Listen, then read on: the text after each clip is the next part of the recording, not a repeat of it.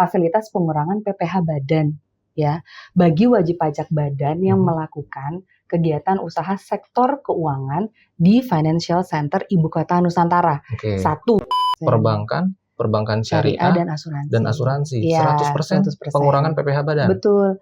Selama 25 tahun pajak.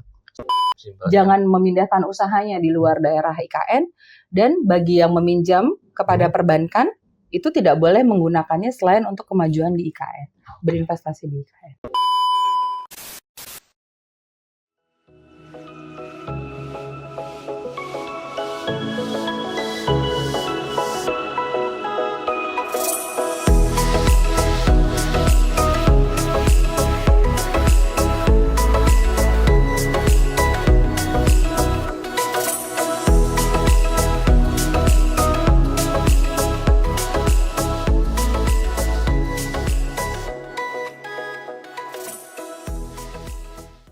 Assalamualaikum warahmatullahi wabarakatuh. Waalaikumsalam warahmatullahi wabarakatuh. Halo kawan pajak semua, apa kabarnya? Semoga selalu dalam keadaan sehat dan berbahagia. Amin. Berjumpa kembali dalam YouTube channel KPP Wajib Pajak Usaha 1 yang tentunya mengedukasi dan juga menginspirasi. Perkenalkan kembali, saya Rimba Maulana, penyuluh pajak yang akan membantu jalannya podcast pada kesempatan kali ini. Baik, pada kesempatan ini kita akan membahas sebuah topik yang sangat menarik dalam upaya pemerintah untuk mempercepat pembangunan dan kemajuan Ibu Kota Nusantara dengan memberikan fasilitas kepada pelaku usaha di Ibu Kota Nusantara, yakni fasilitas pajak penghasilan atas kegiatan sektor keuangan di Financial Center IKN yang diatur dalam PMK nomor 28 tahun 2024. Nah, dalam pembahasan topik kali ini tentunya saya tidak sendiri. Saya bersama dengan penyuluh pajak ahli muda yang tentunya sudah malang melintang di YouTube channel KPP Wajib Pajak Usaha 1 yang sudah terlihat kemampuan dan mumpuninya untuk perpajakan di bidang perpajakan. Siapa lagi kalau bukan Mbak Wanda Rahma. Halo. Halo Mbak. Pakai tepuk tangan dong berarti. Waduh. Halo Mbak Wanda, apa kabar Mbak Wanda? Alhamdulillah kabar baik. Mas Rima apa kabar? Alhamdulillah baik. Kawan pajak apa kabarnya semua? Semoga bagi kawan pajak yang sedang dalam sakit diberikan kesembuhan, kemudian yang sedang ada permasalahan bisa segera selesai, semua beres permasalahannya. Seperti kita, being happy as usual. Iya. Tapi saya dengar Mbak Wanda kemarin agak kurang enak badan ya Mbak ya? Iya, saya terus terang agak sakit kemarin. Nah, it's fine. Today is fine. Tapi kayaknya kelihatan hari ini tuh tidak terlihat sakit, tapi justru fresh untuk memberikan informasi kepada kawan pajak ya Mbak Wanda. Oh iya, terkait salah satu fasilitas. Iya, betul sekali Mbak Wanda. Siap Mas Rimba. Baik Mbak Wanda, sepertinya nih kawan pajak sudah nggak sabar nih Mbak Wanda untuk mendengarkan informasi dari Mbak Wanda dan menyimak podcast pada kali ini ya Mbak Wanda, karena tadi terdengar kata-kata fasilitas. Nah, terutama bagi pelaku usaha nih Mbak Wanda.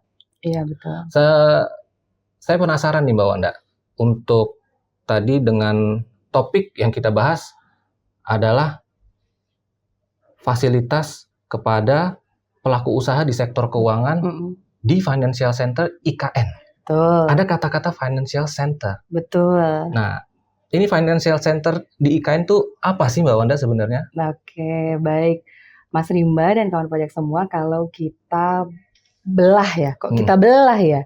Kalau kita bagi nih per kata. Financialnya keuangan, centernya pusat. Jadi seolah-olah jadi seperti pusat keuangan. Tapi dalam konteks perpajakan dan sebagaimana yang tercantum di PMK nomor 28 tahun 2024. Nah, si Financial Center ini adalah area yang ditetapkan sebagai sebagai konsentrasi layanan jasa keuangan. Oke, dan juga sebagai pusat pengembangan teknologi dan layanan pendukung di bidang jasa keuangan. Kalau bicara konsentrasi bukan camp konsentrasi ya. Camp konsentrasi. Tapi ini konsentrasi layanan jasa keuangan. Ini tercantum di pasal 1 angka 12 PMK 28 tahun 2024. Wow. Jadi Financial Center berarti tadi saya mendengarnya tidak hanya keuangan saja, tapi ada teknologi juga ya Mbak Wanda? Betul, ya? ada teknologi juga dan ini layanan pendukung juga. Jadi untuk pengembangan teknologi dan layanan pendukung lainnya nanti di bidang jasa keuangan. Wah baik, berarti Gitu. apakah saya boleh memanggil sekarang Mbak Wanda Rahma Nusantara atau Mbak Wanda Nusantara Rahma ya? Karena sudah ahli sekali nih. Talk about Nusantara. Bicara soal Nusantara. For many times you said ibu kota Nusantara, ibu kota Nusantara. Yeah. Do you really know where is ibu kota Nusantara? Saya tebak ya Mbak Wanda ya? Jangan ditebak dong. Oke. Di Kalimantan Timur, betul sekali ya. Di 2 kabupaten. Di 2 kabupaten, Kabupaten Penajam dan Kabupaten Pasar. Penajamnya apa? Penajam Pasar Utara. Pasar Utara. Dan Kabupaten Kutai Kartanegara. Waduh, saya tiba-tiba skip tadi ya. Jadi ya, ibu kota Nusantara ada di 2 kabupaten tadi, tapi benar di Kalimantan Timur. Oke, berarti baik, karena Mbak Wanda sudah hafal sekali dengan ibu kota Nusantara, kita sebut saja Mbak Wanda Nusantara. Ya, baik. Mbak Wanda, saya melanjutkan pertanyaan saya sebelumnya tadi dan juga mencoba menangkap dari penjelasan Mbak Wanda. Kalau tadi financial center, konotasi kita akan terpaku pada layanan keuangan. Seperti perbankan, apakah seperti itu Mbak Wanda? Iya, jadi kita di sini bicara soal tidak hanya perbankan ya, kita bicara soal penghimpun dana ya kawan pajak. Jadi penghimpun dana itu kan ada perbankan, kemudian ada perbankan syariah, ada asuransi, tapi juga tidak hanya sebatas yang penghimpun dana, tapi juga sektor keuangan lainnya ya, seperti katakanlah pasar modal, pasar uang, pasar valuta asing, leasing, dan kemudian ada dana pensiun, dan lain sebagainya. Itu kalau lihat di PMK 28, itu listnya itu banyak sekali di situ. Yang mana saja yang termasuk di financial center ini. Sektor-sektor apa saja. Ya. Oke, tidak hanya penghimpun dana, tapi juga itu sektor keuangan lainnya. Sektor keuangan lainnya. Oh, baik. Berarti ada kemungkinan juga, misalkan kalau kita di sini kan ada, tadi Mbak Wanda menyebutkan adalah pasar uang gitu ya, atau pasar modal pun juga termasuk. Bisa ya. Termasuk. Ada di situ juga ada pembiayaan modal venture dan segala macamnya. Jadi banyak Mas Rimba, tidak hanya terkotak di penghimpun dana ataupun di pembiayaan ataupun di dana pensiun, tidak terkotak di situ. Wow. Luar biasa. Baik, ini baru pengertiannya saja sepertinya sudah menarik ya kawan pajak ya. Betul. Nah, masuk ke dalam ini Mbak Wanda. Dalam PMK itu kan disebutkan bahwa subjeknya sudah jelas adalah pelaku usaha dalam sektor keuangan. Nah, yang saya mau tanyakan, yang menarik nih, yang terdengar di kawan pajak tadi fasilitas. Nah, fasilitasnya apa Mbak Wanda? Ya, kalau kita bagi ya Mas Rimba dan kawan pajak semua, kita bagi menjadi 2 grand design-nya dulu deh. Kita bagi jadi 2 grand design. Ini adalah fasilitas pengurangan PPh badan ya, bagi wajib pajak badan yang melakukan kegiatan usaha sektor keuangan di financial center Ibu Kota Nusantara. 1. Itu dulu ya, fasilitas pengurangan PPh badan atas PP badan itu ya. Nah, yang kedua adalah fasilitas pembebasan dari pemotongan ataupun pemungutan atas penghasilan. Atas penghasilan yang berasal dari mana? Berasal dari investasi. Berasal dari investasi pada financial center di IKN yang diterimanya oleh subjek pajak luar negeri. Jadi ada 2 ya Mas, 2 besarannya. Ada 2 besaran. Yang pertama oleh pelaku usaha, tapi kemudian fasilitas pengurangannya PPh badan atas PP badan. Yang kedua pembebasan potput. Pembebasan potput. Tapi yang diterimanya oleh si SPLN. Nah, kita sekarang kalau kita bahas dua-duanya, it's too long. Nah, kira-kira Mas Nima mau pilih bahas yang mana nih? Yang pasti kayaknya yang poin pertama yang Mbak Wanda sebutkan tadi ya. Pengurangan PPh badan loh ini ya. Iya ya. Jadi poin yang pertama ya. Iya, sebenarnya kawan pajak pun juga pasti akan tertarik banget nih pengurangan PPh badan, yang diketahui biasanya PPh badan kan cukup signifikan ya Mbak untuk angkanya. Nah, di sini bisa ada fasilitas pengurangan PPh badan. Nah, ini sekarang saya mau mencoba masuk ke Kira-kira apa aja gitu ya Mas ya? Tadi kan saya menyebutkannya penghimpun dana. Iya. Ya, Nah, kira-kira apa saja fasilitasnya itukah yang mau ditanyakan? Bukan itu Mbak Wanda. Tapi pelaku usahanya. Tadi Mbak Wanda menyebutkan fasilitas pengurangan PPh badan. Nah, itu dielaborasi lagi deh Mbak, boleh nggak Mbak? Itu boleh. tadi Mbak Wanda kan menyebutkan ke penghimpun dana dan sektor keuangan lainnya. Betul. Itu apakah sama? Oh ya, itu berbeda. It's totally two different things. Yang mendapatkan pengurangannya pun akan berbeda besaran pengurangannya. Jadi bagi pelaku usaha yang penghimpun dana dulu ya, penghimpun dana dari masyarakat nih ya. Penghimpun dana siapa aja Mbak? Perbankan konvensional, perbankan syariah, itu asuransi juga. Nah, ini mendapatkan fasilitasnya berupa pengurangan. Pengurangannya itu 100%.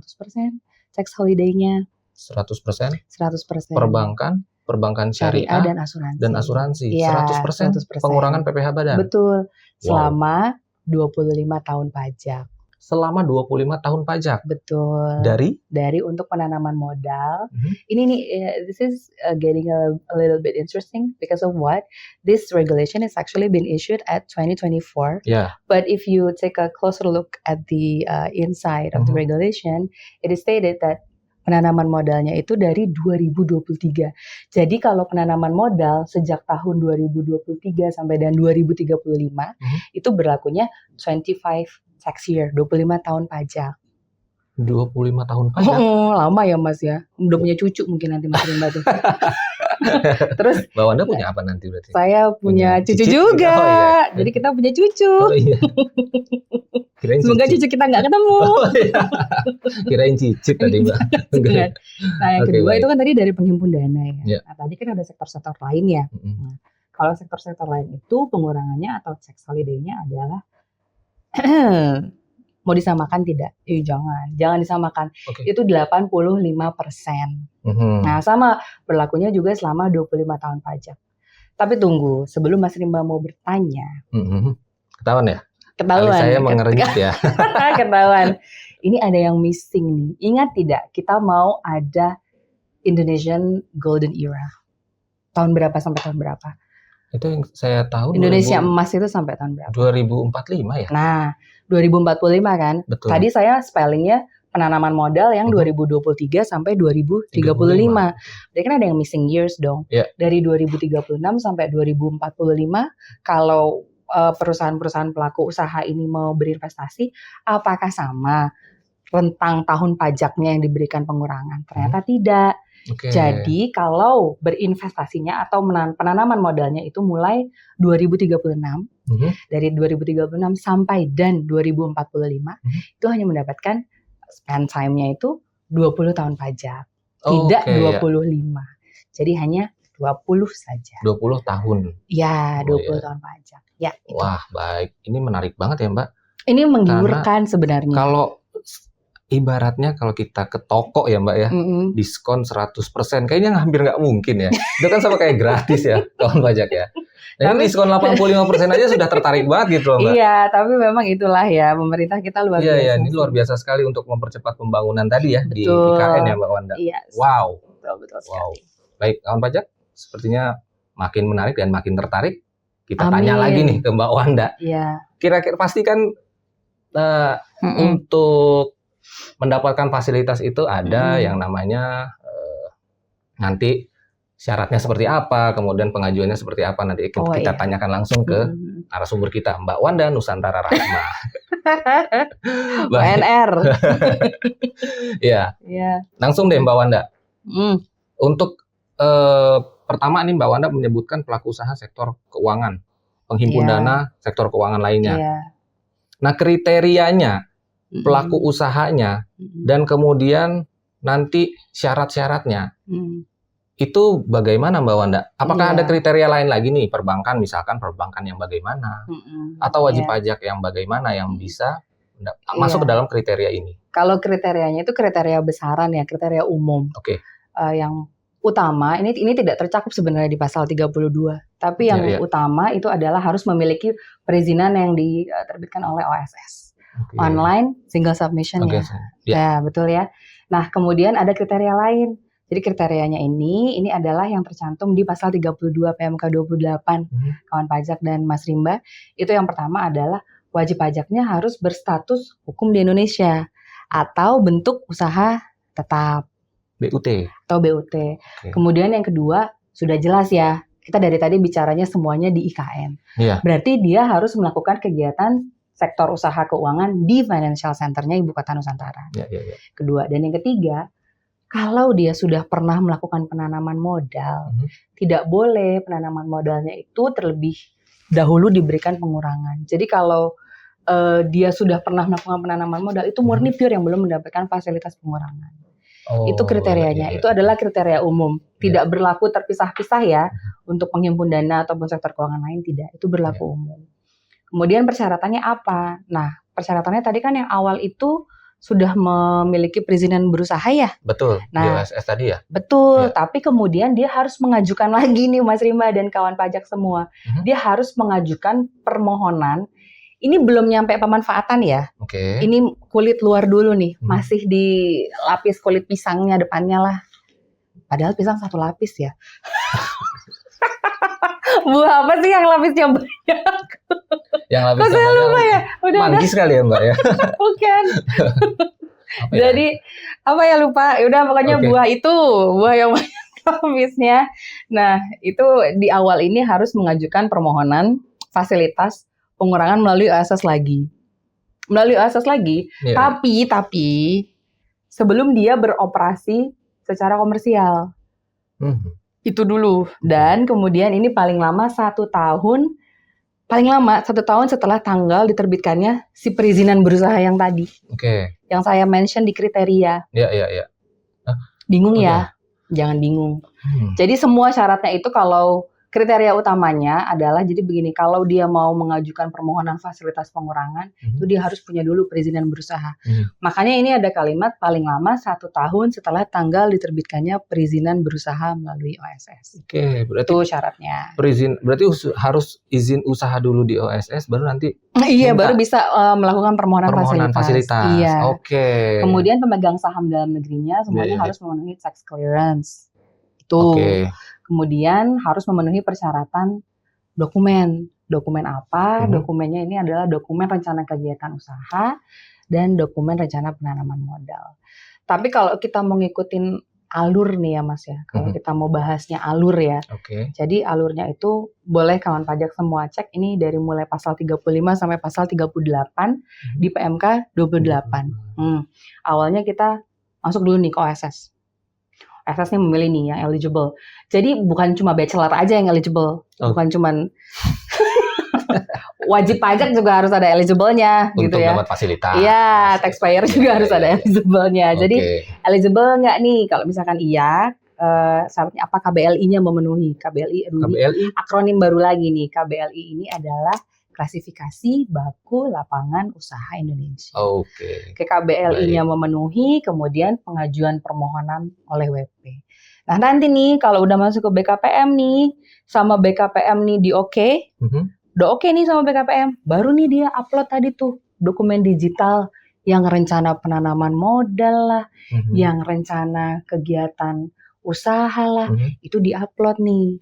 Nah begitu selesai diupload, nanti Menteri Investasi atau Kepala BKPM barulah ini memberikan SK pemberian. Nah nih SK pemberian atau fasilitas. Dan seluruh rangkaian dari awal kawan pajak submit di OSS sampai kemudian Menteri Investasi itu menerbitkan SK pemberian, itu hanya 5 hari kerja. Cepat ya berarti ya? Cepat. Ibaratnya untuk penelitian dokumentasinya atau dokumen-dokumennya ini hanya 5 hari kerja dan sudah diterbitkan SK ya? Iya, cepat, tidak berlama-lama. Yang penting eligible tadi dah Mbak ya? Makanya eligible. Yang penting eligible. Nah ini Menteri Investasi sekarang siapa sih? Baru dilantik loh 19 Agustus kemarin. Iya. Rosan Ruslani. Jadi nanti Bapak Rosan Ruslani adalah yang berhak menerbitkan SK pemberian atau fasilitas kepada para taxpayer yang eligible untuk mendapatkan pengurangan atau fasilitas tax holiday di Financial Center IKA. Wah, Gitu. Ternyata kawan pajak untuk persyaratannya tidak terlampau sulit ya, karena semuanya sudah online. Single submission di BKPM. Betul, sudah online single submission juga sudah cepat, tidak lagi lama. Betul. Yang penting KBLI-nya harus sesuai. Dan hanya 5 hari kerja akan diterbitkan surat keputusan. Nah, baik Mbak Wanda. Ya. Tadi saya agak sedikit notice. Kan Mbak Wanda sering banget nih ngomong bahasa Inggris nih, tax clearance. Ya. Tax clearance ini yang dimaksud apa sih Mbak sebenarnya? Tax clearance ini kan kalau bahasa familiarnya itu surat keterangan fiskal SKF. Surat keterangan mungkin fiskal. Kawan pajak mungkin harus ini ya Mbak ya, perlu mengetahui lagi nih persyaratan SKF-nya itu apa. Iya, kalau tax clearance itu sudah jelas pasti nomor 1 dia tidak memiliki tunggakan pajak. Baik. Kalaupun punya enggak? Tidak dong. Tidak, yakin. Yakin? Lapor tiap tahun. Oh, pasti. Tidak terlambat. Tidak terlambat? Berarti rimba mania? Mantap. Jadi memang syaratnya tidak memiliki tunggakan pajak. Kalaupun memiliki utang pajak, sebenarnya it's okay if you confess that you have one. Tapi selama Mas Rimba punya surat untuk menunda pembayaran atau punya surat untuk mengangsur pajaknya, itu tidak masalah. Itu nomor 1. Yang kedua, telah menyampaikan tadi tuh SPT tadi yang saya bilang, yakin nyampein. SPT tahunan PPH. SPT, sorry, is it something coming out from my veil? Sudah cakep kawan pajak. Apakah harus dibikin pantun? Enggak. Tidak. Enggak ya. Dia anti loh bilang saya cantik. Dia bilangnya cakep. Cakep itu kan untuk unisex ya ternyata. Benar-benar. Baik, telah melapor SPT tahunan telah melapor. Oke. Geli banget ya Mbak Wanda ya. Ya ampun, saya diserang mulu kalau enggak. Menyampaikan SPT tahunan 2 tahun pajak berturut-turut. Tahunan badan dong pastinya Mbak ya. PPH siapa saja lah. Ini kan sebenarnya juga badan ya. Badan ya.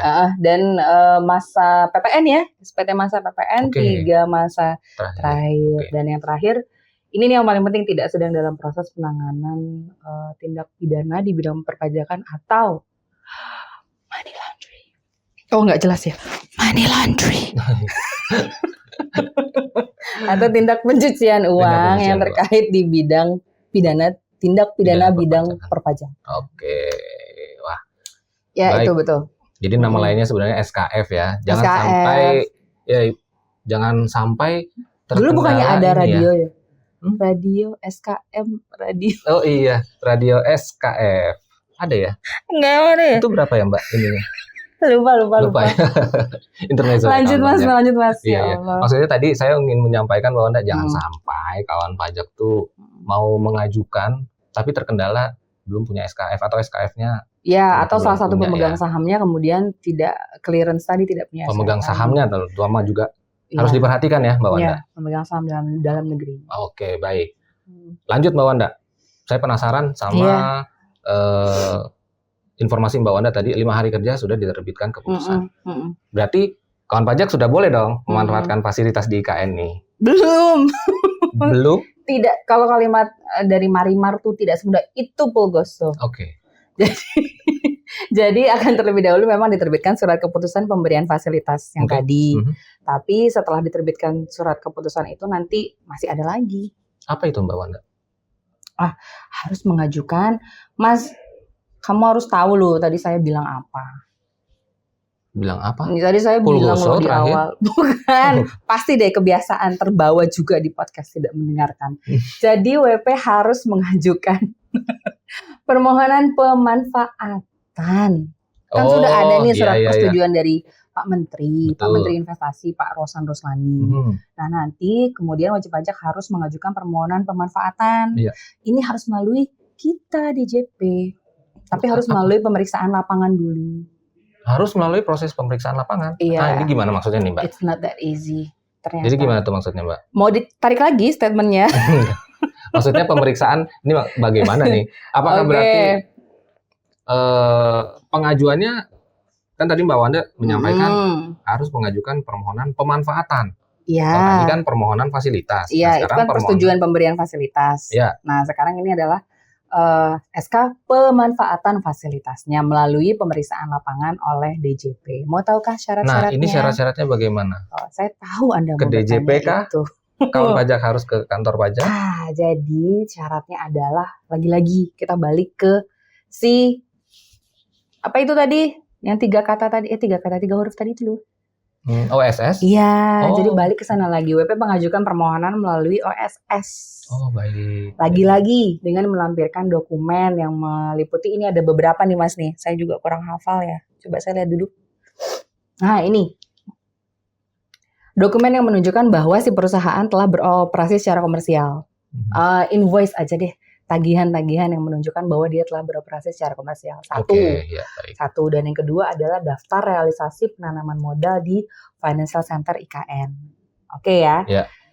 Diajukannya setelah saat mulai beroperasi komersial SMBK. Setelah saat mulai beroperasi komersial. Oke, baik. 2. Dan yang ketiga tadi yang Mas Rimba sudah wanti-wanti ke kawan pajak semua. Harus you have to fulfill tax clearance duty. Oke, baik. Surat keterangan fiskal ya Mbak Wanda. Betul Mas Rimba. Oke, baik Mbak Wanda. Berarti tadi yang saya tangkap adalah pembuktian, karena Mbak Wanda menyebutkan pemberlakuan beroperasi komersil. Berarti pembuktiannya seperti invoice tadi seolah-olah berarti sudah mendapatkan atau sudah beroperasi secara komersial. Iya kan sudah pasti ada pemesanan ya. Kalau ada invoice kan ada order berarti ya, ada purchase order, and then ada invoice, ada yang ditagih, which means you have income from your customer. Itulah yang namanya sudah definisi beroperasi komersial ya. Berarti selama belum ada itu berarti belum dianggap beroperasi komersial. Iya. Oke. Betul. Oke, baik Mbak Wanda. Iya. Mas boleh tidak? Apa itu Mbak Wanda? Saya ke sip of water. Aduh, saya lupa lagi menawarkan. Sepertinya sudah panjang ya Mbak. Iya. Baik, oke. Boleh ya silakan Mbak Wanda. Saya izin minum dulu. Berarti kalau Mbak Wanda ikut minum, saya juga ikut minum. Iya. Mohon maaf kawan pajak. Kami minum sebentar. Ya. Alhamdulillah. Ya. Baik. Kita lanjutkan. Mbak Wanda. Saya masih penasaran, di tengah-tengah saya minum tadi, saya teringat lagi proses pemeriksaan oleh DJP. Nah ini proses pemeriksaan yang dimaksud Mbak Wanda tadi, apakah proses pemeriksaan yang selama ini diketahui kawan pajak? Ya, proses pemeriksaan di sini mungkin akan agak sedikit berbeda. Jadi tidak dilakukan oleh KPPWP terdaftar, tapi semuanya akan dilimpahkan ke kanwil yang ada di IKN. Kanwil DJP yang ada di IKN. Itu satu. Kemudian dilakukan di tempat kedudukan WP, di kegiatan, tidak melulu di tempat kedudukan WP ya, tapi bisa di tempat kegiatan usaha ataupun di tempat lain yang memang dianggap perlu. Dan kemudian kegiatan pemeriksaan yang dilakukan ini ada beberapa macam ya Mas ya. Ini adalah penentuan mengenai tadi SMBK. Karena harus memang penentuannya setelah SMBK kan dia mengajukannya. Harus setelah beroperasi komersial. Jadi nanti pemeriksa akan melakukan penelitian atau pemeriksaan atas hal itu ya Mbak. Betul. Jadi ada penentuan dan mengenai SMBK-nya dan kemudian pengujian. Tadi Mas ingat tidak? Pada saat saya men-stated kita harus mengupload dokumen rencana penanaman modal dan rencana kegiatan usaha. Nah, di sini akan dilakukan pengujian realisasi dari rencana itu. Jadi ada pengujian terhadap kesesuaian realisasi dengan rencana kegiatan usaha utamanya di Financial Center IKN ini.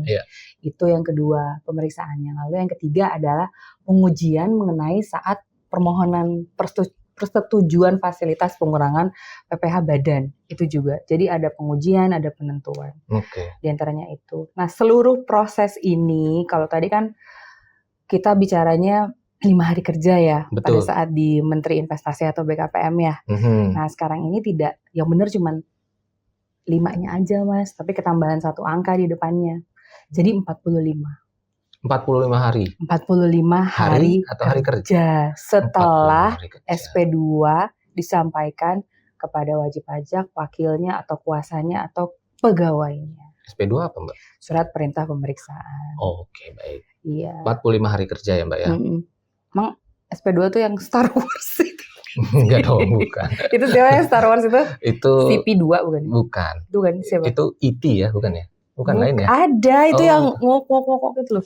Oh iya, aduh, Mbak Wanda, saya sepertinya tidak punya informasi ini ya Mbak ya. Film-film seperti Mbak Wanda. Iya, jadi itu yang harus pemeriksaan lapangannya. Jangka waktunya terus 45 hari kerja 45 juga. hari kerja. Nah, baik Mbak Wanda. Tadi Mbak Wanda sempat menyampaikan seluruh proses ini ya pengajuannya untuk proses pemeriksaan lapangannya dan dilakukan selama 45 hari kerja. Lama ya, Mas? Kalau menurut saya sebenarnya cukup cepat ya Mbak, karena kan yang kita ketahui pemeriksaan 1 tahun ya Mbak. Nah, ini kalau dibandingkan dengan itu iya. Nah, dengan jangka waktu yang secepat ini yang dihasilkan oleh tim pemeriksa atau hasil pemeriksaannya itu apa Mbak? Iya, jadi ada 4 keputusan ya. Oke. Tidak cuma 1, jadi ada 4 di sini. Yang pertama adalah SK pemanfaatan. Jadi kalau pemanfaatannya disetujui nih, pemanfaatannya terbitlah SK pemanfaatan, di mana itu syaratnya itu kumulatif. Jadi tidak boleh salah satu. Syaratnya kumulatif. Ya, apa syaratnya saja kumulatif itu? Yaitu terpenuhinya syarat formal pengajuan permohonan fasilitas pengurangan tadi, yang SMBK awal. yang sudah beroperasi. Yang sudah beroperasi. Iya, saat mulai beroperasi komersial. Itu yang kedua. Ini kesesuaian si kebeli. Klasifikasi baku lapangan usaha Indonesia. Saya langsung ngarah ke Bali ya kawan pajaknya. Si kebeli itu, KBLI itu, klasifikasi baku lapangan Indonesia itu udah sesuai. Jadi harus kumulatif, tidak bisa hanya 1. Dua-duanya harus memenuhi, maka nanti terbitlah SK disetujui, SK pemanfaatan disetujui. Itu yang pertama. Yang kedua, kalau kemudian pemanfaatannya tidak disetujui. Lucu ini sebenarnya. Kenapa? Kan sebenarnya belum ada pemanfaatan apa-apa ya, tapi terbitnya ini SK pencabutan namanya. Pencabutan? Iya. Oke. Jadi bukan SK pemanfaatan tidak disetujui, tapi ini namanya SK pencabutan. Nah, bedanya dengan yang pertama, SK pencabutan ini tidak perlu kumulatif. Salah satu saja masuk nih di situ, boleh langsung tidak disetujui pemanfaatannya. Ya, apa itu apa? Yang penting tidak memenuhi syarat formal. Oke. Si kebelinya tidak sesuai. Oh, kebalikannya dari yang persyaratan yang disetujui tadi ya. Iya, precisely. Iya. Kemudian realisasinya dilakukan setelah 2 tahun SK persetujuan. Kan tadi paling lama 1 tahun. 1 tahun ya, paling lama 1 tahun. Baik. Setelah SK perizinan fasilitas itu tadi yang dikeluarkan Pak Rosan. Maaf ya Bapak, saya selalu bawa nama Pak Rosan. Kemudian yang ketiga adalah permohonan dikembalikan. Permohonan dikembalikan. Ini jatuhnya adalah surat pemberitahuan bahwa permohonan dikembalikan. Karena apa? Karena ini singkat sekali, karena belum beroperasi secara komersial. Belum ada invoice lah jatuhnya tadi ya Mbak ya. Iya, bisa dibilang begitu. Iya. Dan yang terakhir ini adalah permohonan tidak dapat diproses. Bedanya apa Mbak? Bedanya adalah kalau yang keempat ini sudah pasti jelas-jelas WP-nya menolak diperiksa. Lucu ya, dia yang meminta, tapi kemudian dia menolak diperiksa, tapi kemungkinan akan terjadi seperti ini. Nah, kalau WP-nya menolak diperiksa, akan keluarlah surat pemberitahuan bahwa permohonan tidak dapat diproses. Wow, luar biasa sekali. Ya, jadi tidak hanya 1 Mas, tidak hanya 2, tapi ada 4 dengan kriteria-kriteria yang berbeda. Oke, baik. Seperti itu kawan pajak untuk proses pemeriksaan lapangannya yang nanti akan diterbitkan salah satu dari 4 dokumen yang akan diterbitkan oleh dari DJP ya Mbak ya? DJP. Dari Direktorat Jenderal Pajak. Betul. Baik Mbak Wanda, saya tarik ke dokumen yang Mbak Wanda sebutkan pertama, yaitu surat persetujuan pemanfaatan. Belum, surat persetujuan pemberian fasilitas dulu. Yang tadi sempat Mbak Wanda sampaikan terakhir, itu adalah ini surat setelah dilakukan pemeriksaan lapangan, SK pemanfaatan, itu di poin pertama. Saya tarik di situ dulu. Kan kalau kita bahas yang 3-tiganya ini berarti otomatis belum bisa memanfaatkan kan, karena 1 dicabut, 1 ditolak, 1 tidak dapat diproses. Betul. Nah, ini sekarang saya tanya lagi, kalau sudah dapat SK ini, apakah sudah bisa memanfaatkan? Sudah. Oh, baik. Kalau yang ini sudah final, sudah final ya kawan pajak. Berarti memang harus melalui proses pemeriksaan terlebih dahulu ya Mbak Wanda. Karena memang Menteri Investasi itu menunggu dari kita, menunggu dari persetujuan kita. Setelah ada surat pemanfaatan fasilitas ini, barulah akhirnya dia bisa memanfaatkan fasilitas mau 100%-nya kah, mau 85%-nya kah. Wah, Oke, baik. Ya, betul. Saya mau nanya apa lagi ya Mbak Wanda? Sebenarnya sudah nggak ada, tapi masih penasaran saya Mbak. Oh ya, apalagi apalagi Mas? Karena gini Mbak, kawan pajak atau pelaku usaha sektor keuangan ini mungkin saja gitu ya Mbak, ada yang memanfaatkan ataupun ternyata nanti ada yang tidak memanfaatkan. Nah, sebenarnya yang mau saya tanyakan adalah apa yang harus diperhatikan ketika kawan pajak ini melakukan pemanfaatan fasilitas yang Mbak sebutkan tadi. Iya, memang ada SK berlaku ya, dan di sini syarat dan ketentuan berlaku. Tapi di sini SK berlakunya adalah ada obligation, ada juga apa sih obligation tuh, kewajiban ya. Kewajiban. Ada kewajiban dan ada juga larangannya. Oke. Ya. Saya mau bicara dari yang baik-baik dulu. Kewajibannya ya. Kewajibannya. Jadi si wajib pajak ini yang mendapatkan SK pemanfaatan fasilitas ini, dia harus merealisasikan investasinya paling lama 2 tahun sejak SK persetujuan diterbitkan. Merealisasikan investasinya. Ya, kemudian jangan lupa untuk menyampaikan laporan realisasi investasi, kemudian menyampaikan realisasi kegiatan usahanya juga, setelah saat mulai beroperasi sampai dan fasilitasnya berakhir. Jadi 25 tahun pajak itu. Oke ya. Yeah. Kemudian yang ketiga adalah laporan realisasi, disampaikannya kan per tahun. Nah, disampaikannya berarti paling telat 30 hari sejak tahun pajak berakhir. Yeah. Setiap tahun seperti itu. Oke. Yang keempat, kita akan menerbitkan surat teguran sebanyak 2 kali nih. Kita nih siapa Mbak? DJP. Kepala BKPM kah? Oh DJP ya. Jika wajib pajak tidak menyampaikan laporan. Nah, kemudian jangan lupa juga si WP-nya melakukan kewajiban potput pihak ketiga atau lawan transaksi. Jadi potput di lawan transaksinya, jangan lupa. Dan yang terakhir adalah tentunya mengadakan pembukuan secara terpisah. Itu kewajibannya. Ada kurang lebih berapa? 6 poin plus ya. Ya, itu. Dan larangannya, ini kan udah jelas ya. Semuanya adalah financial center di IKN. Jadi jangan kemudian memindah tangankan usaha tersebut, usaha yang ada di financial center di IKN ini, ke luar IKN atau keluar daerah mitra. Oh ya, jelas ya. Itu larangan, itu paling tidak boleh ya. Nah, yang kedua adalah pelaku usaha lain. Nah, ini nih harus benar-benar dicamkan baik-baik ya. Pelaku usaha lain yang memperoleh pinjaman dari perbankan di financial center IKN, dia tidak boleh menggunakannya itu selain untuk pembangunan yang di IKN. Oh, berarti memang intinya harus di IKN ya Mbak ya? Betul, karena memang kita mau pemerataan pertumbuhan ekonomi nasional. Kenapa begini ya? Dan utamanya untuk memajukan IKN.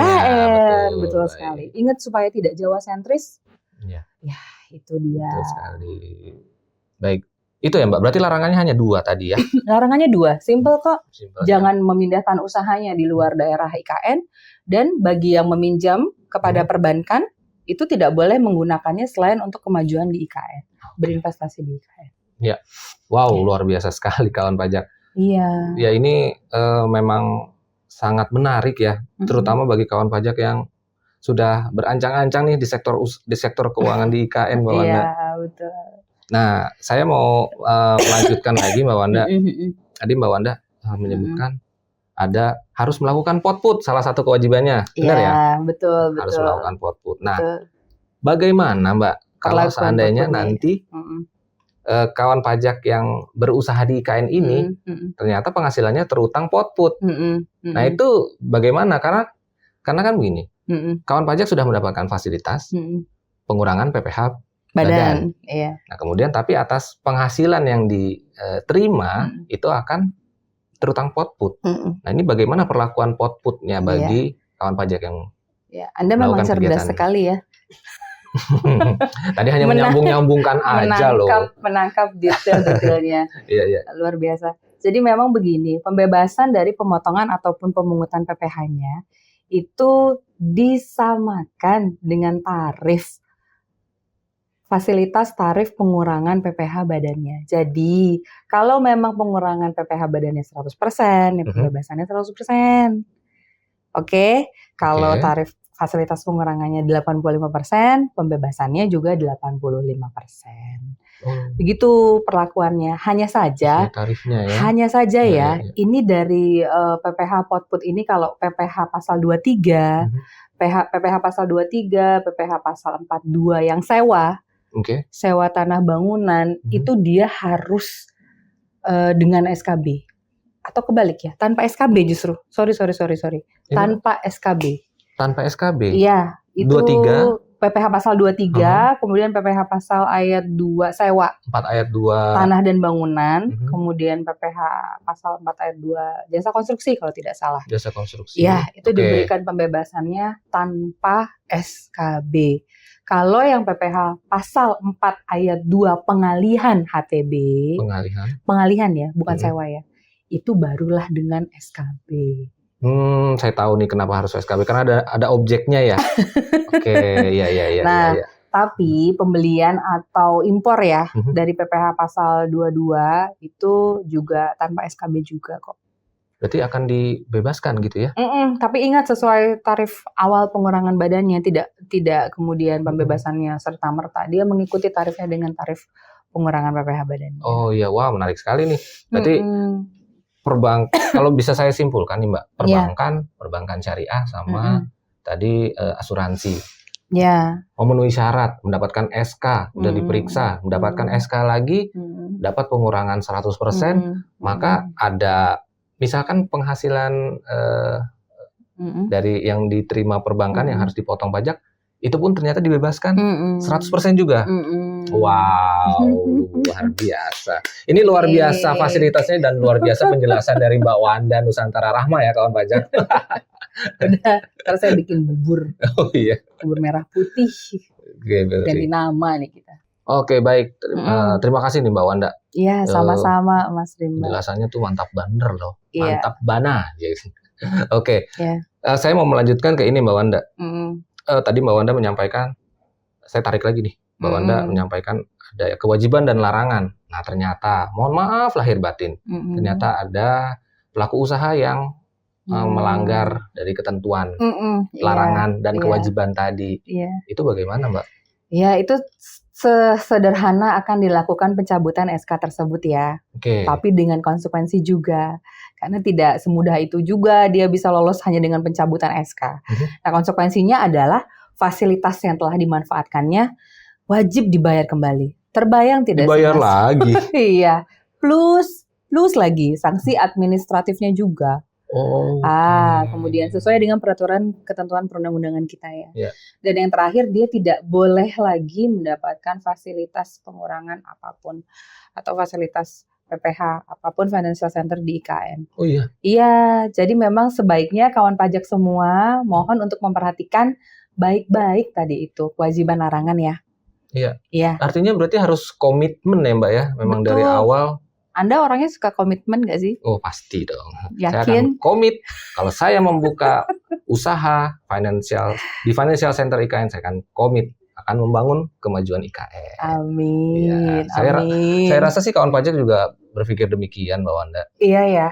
Tapi kadang kan ya itu kita tidak bisa juga mengesampingkan bahwa ada sebenarnya faktor-faktor lain yang kadang kawan pajak ini merasa bahwa menyepelekan di awal. Tapi kemudian akhirnya ya ini konsekuensinya. Gitu kan. Bayangin loh Mas, bayangkanlah 100% terus harus dibayar kembali beserta dengan sanksi administratifnya. Wow. Tapi semoga tidak terjadi ya Mbak Wanda ya. Mungkin harapan kita tuh adalah memang yang berinvestasi adalah yang berkomit untuk melakukan kemajuan di IKN. Betul sekali. Wah, saya ngerasa tercerahkan seperti kawan pajak sepertinya nih Mbak Wanda. Amin ya rabbal alamin. Kalau misalkan saya tanya lagi, kira-kira Mbak Wanda mau nyampein apa lagi nih? Aduh, saya lagi cukup. Saya cukup. Cukup ya? Bener nih cukup? Cukup. Waduh, cukup kawan pajak. Saya rasa sih juga tadi saya mendengar ini ya mancing-mancing ya karena podcast sebelumnya beda tahu. Ya sama naskahnya. Bukan, siapa tahu ada yang mau disampaikan lagi. Tidak ada, cukup ya. Baik, terima kasih banyak. Kalau seperti itu, monggo Mbak Wanda. Seperti biasa, berikanlah kata-kata penutup kepada kawan pajak. Baik, fasilitas pengurangan PPh, fasilitas pengurangan PPh badan atas kegiatan di sektor keuangan yang ada di Financial Center IKN merupakan langkah strategis yang diambil pemerintah tentunya untuk memperkuat daya saing kita Indonesia di kancah global. Diharapkan nantinya perusahaan-perusahaan di sektor keuangan ini akan berkembang dan berinvestasi di IKN yang tentunya akan mewujudkan pemerataan pertumbuhan ekonomi secara nasional. Nah, kedepannya komitmen ini juga merupakan salah satu langkah utama ya, pilar utama untuk mewujudkan IKN sebagai pusat keuangan inovatif yang terkemuka dan berdaya saing tinggi di kawasan Asia. Wow, luar biasa sekali kata-kata penutupnya Mbak Wanda. Kita berikan applause dulu nih untuk Mbak Wanda. Terima kasih. Tepuk tangan sendiri juga ya. Iya dong, mensupport diri sendiri itu perlu. You must love yourself before you love somebody else. Oke. Ya baik, kawan pajak. Dari awal sampai akhir, apabila memang kawan pajak ternyata masih ada yang perlu ditanyakan atau masih ada yang perlu informasi lebih lanjut, kawan pajak dapat menghubungi Kering Pajak di 1500-200 atau bisa mengunjungi website DJP di www.pajak.go.id atau datang ke kantor pelayanan pajak terdekat ataupun terdaftar kawan pajak. Atau yang terakhir, kawan pajak dapat melakukan cek di media sosial kami di Direktorat Jenderal Pajak @ditjenpajak.ri dan di media sosial kami KPP Wajib Pajak Usaha 1 @pajakwp besar 1 dengan angka 1. Baik Mbak Wanda, saya terima kasih banget. Saya terima kasih sekali karena Mbak Wanda sudah memberikan informasi yang sangat berharga kepada kawan pajak. Terima kasih kembali sudah mengundang saya lagi. Iya baik, sebenarnya nggak diundang kawan pajak, memang udah ada di sini. Supaya tidak seperti jalangkung ya. Iya, datang. Closing.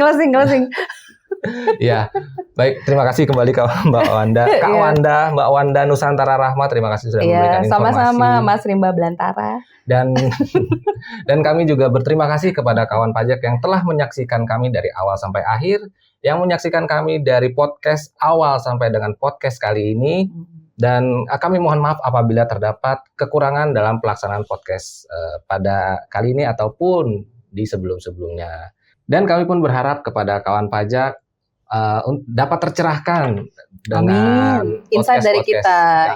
Insight dari kita atas podcast-podcast yang tidak hanya tercerahkan mungkin ya Mas, tapi lebih ke arah akan mengaplikasikannya. Iya, betul. Semoga dapat diaplikasikan dengan baik. Amin. Akhir kata, saya Rimba Maulana dan rekan saya Wanda Rahma. Kami pamit undur diri. Assalamualaikum warahmatullahi wabarakatuh. Pajak kuat, APBN sehat, Indonesia sejahtera. Dadah.